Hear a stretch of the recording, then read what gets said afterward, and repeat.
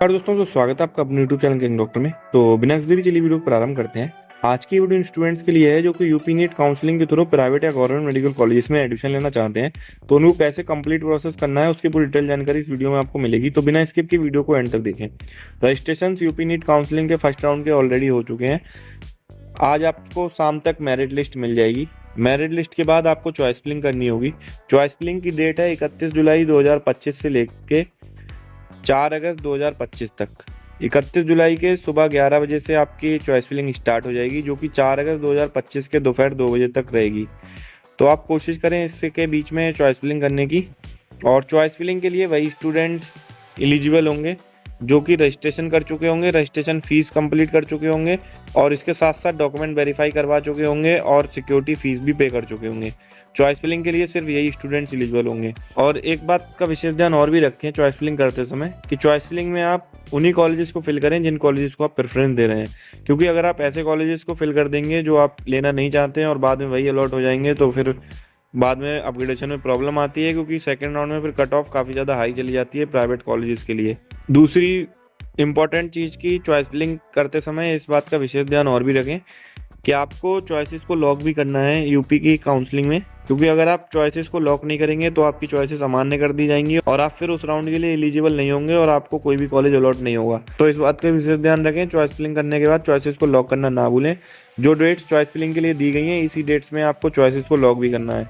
और choice lock करने से पहले एक बार आप जो भी चॉइसेस आपने फिल की हैं उनको एक बार जरूर चेक कर लें और कोई भी चेंजेस हो तो उसको कर लें, क्योंकि जब आप चॉइसेस को लॉक कर देंगे उसके बाद आपको कोई भी चेंज करने का ऑप्शन नहीं मिलेगा। तो इस बात का विशेष ध्यान रखें। बाकी चॉइस फिलिंग के रिलेटेड जो भी बातें मैंने बताई हैं एक बार मैं उनको सारी चीज़ें दोबारा से बता देता हूँ। आप इन बातों का विशेष ध्यान रखें, क्योंकि यही एक इंपॉर्टेंट फेज़ है जिसमें कि आपको ध्यान रखना रहेगा, क्योंकि इसी के थ्रू आपको कॉलेज अलॉट होगा। यही लास्ट फेज़ है। एक बार आप इस बातों का विशेष ध्यान रखें जो बातें मैं आपको बताने जा रहा हूँ। सबसे पहली बात यह है चॉइस फिलिंग में वही स्टूडेंट्स एलिजिबल होंगे जो कि अपना रजिस्ट्रेशन कंप्लीट करा चुके होंगे और रजिस्ट्रेशन फीस पे कर चुके होंगे और सिक्योरिटी डिपॉजिट पे कर चुके होंगे और डॉक्यूमेंट वेरीफाई करा चुके होंगे। वो स्टूडेंट्स चॉइस फिलिंग करेंगे। और चॉइस फिलिंग करते समय इस बात का विशेष ध्यान रखें कि आप उन्हीं कॉलेजेस को फिल करें जिन कॉलेजेस को आप लेना चाहते हैं, क्योंकि अगर आप ऐसे कॉलेजेस को फिल कर देंगे जिन्हें आप नहीं लेना चाहते हैं और बाद में आप उन कॉलेजेस को छोड़ना चाहेंगे तो अपग्रेडेशन में आपको फिर न्यू कॉलेज अलॉट नहीं हो पाएगा, क्योंकि सेकेंड राउंड में काफ़ी ज़्यादा हाई कट ऑफ चली जाती है प्राइवेट कॉलेजेस के लिए। इसके बाद आप जब चॉइस फिलिंग कंप्लीट कर लें तो चॉइसेस को लॉक करना ना भूलें, क्योंकि अगर आप चॉइसेस को लॉक नहीं करेंगे तो आपकी चॉइस फिलिंग अमान्य कर दी जाएगी और आपको उस राउंड में कोई भी कॉलेज अलॉट नहीं होगा। इसके बाद आपको जब आप चॉइस फिलिंग कर लें और चॉइसेस को लॉक करने जाएं तो एक बात का विशेष ध्यान और भी रखें कि आप चॉइसेस को लॉक तभी करें जब आप सारी चीज़ें उसमें चेक कर लें और जो भी अगर चेंजेस करने हो तो उनको कर लें, क्योंकि एक बार आप चॉइस को लॉक कर देंगे तो फिर आपको चॉइस फिलिंग में कोई भी चेंजेस करने का ऑप्शन नहीं मिलेगा। तो इस बात का विशेष ध्यान रखें। चॉइस लॉक करने से पहले एक बार चॉइस फिलिंग को जरूर चेक कर लें। बाकी किसी के कहने पर आप अपनी चॉइस फिलिंग को चेंज ना करें। आपको जो भी प्रेफरेंस है आप उसके अकॉर्डिंग जाएँ, चाहे उसकी कट ऑफ जितनी भी गई हो। बार बार मैंने सभी वीडियोज़ में आपको यही समझाया है, दोबारा से यही समझा रहा हूँ। आपके पास यही लास्ट ऑप्शन रहेगा। आप इसमें जो भी कर सकेंगे आप चॉइस फिलिंग में वही आपका है, क्योंकि आप अगर चॉइस फिलिंग में उस कॉलेज को फिल नहीं करेंगे और कट ऑफ अगर डिक्रीज़ हो जाती है उस कॉलेज की तो फिर आपको पछताने के अलावा कोई भी ऑप्शन नहीं मिलेगा, क्योंकि सेकंड राउंड में चांसेस काफ़ी कम रहते हैं कि आपको अलॉटमेंट मिल पाए कम मार्क्स में एक अच्छे कॉलेज में। तो इसलिए गुजारिश आपसे यही है कि फर्स्ट राउंड में कोशिश करें बेस्ट से बेस्ट कॉलेजेस को फिल करने की, जिससे कि आपको कम मार्क्स में एक अच्छा कॉलेज अलॉट हो सके, क्योंकि यूपी में कोई भी लिमिट नहीं है। आप जितने चाहें उतने कॉलेजेस को फिल कर सकते हैं। तो कोशिश करें ज़्यादा से ज़्यादा फिल करने की और टॉप टू बॉटम कोशिश करें सभी कॉलेजेस को फिल करने की, जिससे कि आपको कम मार्क्स में एक बेटर कॉलेज अलॉट हो सके और आप किसी के भी कहने पर चॉइस फिलिंग को चेंज ना करें, क्योंकि आपको ही 5.5 साल उस कॉलेज में गुजारने हैं, ना कि किसी काउंसलर को। तो कोशिश करें बेस्ट से बेस्ट कॉलेजेस को फिल करने की। बाकी बजट के अकॉर्डिंग आपको चॉइस फिलिंग कैसे करनी है उसके ऊपर ऑलरेडी मैं प्रेफरेंस लिस्ट की वीडियो अपलोड कर चुका हूँ, एक बार आप उसको चेक कर सकते हैं। और अगर आपका बजट इशू नहीं है तो उसके लिए भी मैंने टॉप टू बॉटम सभी कॉलेजेस की लिस्ट की वीडियो ऑलरेडी अपलोड कर चुका हूँ, आप उसे भी ज़रूर चेक कर लें, जिससे कि आपको कम मार्क्स में एक बेस्ट कॉलेज अलॉट हो सके और आपको फिर बाद में कोई भी पछतावा ना हो, क्योंकि यही चॉइस फिलिंग ही है जो आपको काउंसलिंग के थ्रू आपको एक अच्छा मेडिकल कॉलेज प्रोवाइड करेगी, क्योंकि जो आपने मेहनत की है वो इसी के लिए की है। चॉइस फिलिंग के लिए ही आपके पास ये लास्ट ऑप्शन रहता है जिसमें आप कुछ कर सकते हैं। तो कोशिश करें बेस्ट से बेस्ट कॉलेजेस को फिल करने की, क्योंकि एक बार ये आपके हाथों से निकल गई चॉइस फिलिंग तो सेकंड राउंड में मिलना काफ़ी मुश्किल हो जाता है।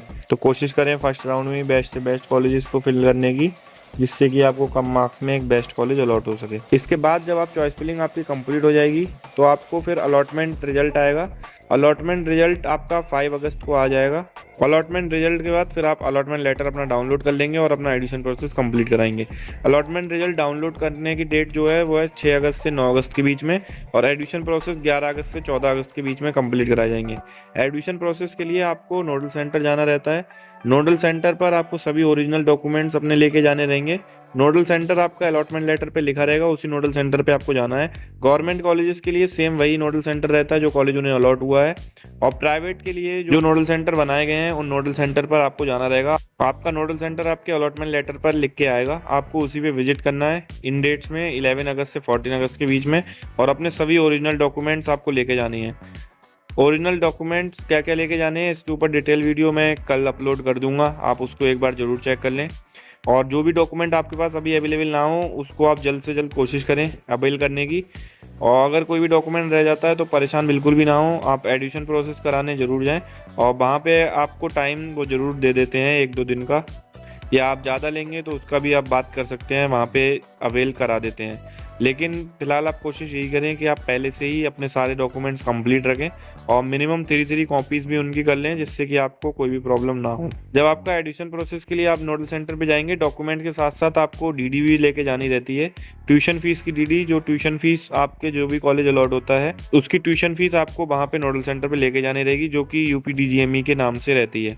इसकी भी डिटेल जानकारी मैं एक वीडियो में आपको प्रोवाइड कर दूंगा कि किस तरीके से डीडी बनती है और क्या क्या उस पर लिखना रहता है, जिससे कि आपको बाद में कोई भी प्रॉब्लम ना हो। ट्यूशन फीस की डीडी आपकी नोडल सेंटर पे सबमिट हो जाएगी, और सारे ओरिजिनल डॉक्यूमेंट्स के साथ साथ फोटो कॉपीज भी आपके नोडल सेंटर पे सबमिट हो जाएंगी। 2 फोटो कॉपीज आपके पास बचेंगी, उनमें से एक आपको जब आप कॉलेज विजिट करेंगे जो आपको अलॉट हुआ है वहाँ पे आपको देना रहेगा, और एक आप अपने पास रख सकते हैं। इसके बाद आपको उस कॉलेज को जो आपको अलॉट हुआ है उसमें आप विजिट करेंगे तो वहाँ पे आपको सारे चार्जेस पे करने रहेंगे, हॉस्टल चार्जेस, मिसलेनियस चार्जेस और सिक्योरिटी डिपॉजिट जो आप वहाँ पे करेंगे। तो अगर आप अपग्रेडेशन के लिए जाना चाहते हैं तो फर्स्ट राउंड में आप ये फीस ना कॉलेज को प्रोवाइड करें, जिससे कि आपको बाद में कोई भी प्रॉब्लम ना हो। बाकी जो स्टूडेंट्स अपग्रेडेशन के लिए जाना चाहते हैं वो लोग ट्यूशन फीस के बाद बाकी हॉस्टल चार्जेस और मिसलेनियस चार्जेस को कॉलेजेस में जाके सबमिट ना करें, और आप सिंपली आपको कोई भी प्रोसेस फिर उसके आगे नहीं करना है। अगर आप चाहें तो कॉलेज को विजिट कर सकते हैं जो कॉलेज आपको फर्स्ट राउंड में अलॉट हुआ है, और वहाँ पर जाके आप मैनेजमेंट से कह सकते हैं कि आप अपग्रेडेशन के लिए जा रहे हैं, तो आपको वहाँ पर कोई भी फीस देने की ज़रूरत नहीं रहेगी। और अगर आपका अपग्रेडेशन हो जाता है तो आपको फिर अपग्रेडेड कॉलेज में अपने सारे जो भी चार्जेस रह जाते हैं वो पे करने रहेंगे। और अगर आपका अपग्रेडेशन नहीं होता है तो आपकी जो फर्स्ट राउंड की सीट रहेगी वो वैसी ही सीट रिटेन रहेगी, तो आप फिर उसमें जाके अपने सारे चार्जेस पे कर सकते हैं और उसमें अपना एडमिशन प्रोसेस कंप्लीट करा सकते हैं। तो अगर जो भी स्टूडेंट जैसे उन्हें फर्स्ट राउंड में कॉलेज अलॉट हो जाता है और वो उस कॉलेज को नहीं लेना चाहते हैं तो आप फ्री एग्जिट ले सकते हैं। आपको सिंपली कुछ नहीं करना है, नोडल सेंटर पर विजिट नहीं करना है, और आपका ऑटोमेटिकली फ्री एग्जिट हो जाएगा। और अगर आप सेकंड राउंड में पार्टिसिपेट करना चाहें तो आपको फिर सिर्फ चॉइस फिलिंग करनी रहेगी, और उसके बाद आपको जो भी कॉलेज अलॉट हो आप वहाँ पे सेम प्रोसेस कर सकते हैं। बाकी अगर आप फ्री एग्जिट लेना चाहते हैं तो आपको ऑटोमेटिकली फ्री एग्जिट हो जाएगा, और जब काउंसलिंग कंप्लीट हो जाएगी उसके बाद आपको सिक्योरिटी डिपॉजिट आपका वापस मिल जाएगा। बाकी उम्मीद है ये वीडियो आपके काम आएगी और आपको एडमिशन प्रोसेस में आपकी मदद करेगी। अगर ये वीडियो आपके काम आती है तो आप इस वीडियो को ज़्यादा से ज़्यादा शेयर करें, जिससे कि और भी स्टूडेंट का फायदा हो सके और वो भी इस काउंसलिंग प्रोसेस को समझ सकें। इसके अलावा अगर आपका कोई भी डाउट हो तो वो आप कमेंट करके पूछ सकते हैं। वैसे कोशिश मैंने यही की है कि सारे डाउट्स आपके क्लियर किए होंगे, और उसके बाद भी अगर आपका डाउट रह जाता है तो आप कमेंट करके पूछ सकते हैं, कोशिश रहेगी उसका रिप्लाई करने की। और भी ऐसी वीडियो देखने के लिए आप चैनल को सब्सक्राइब कर लें और बेल आइकन को प्रेस कर लें। Thanks for watching.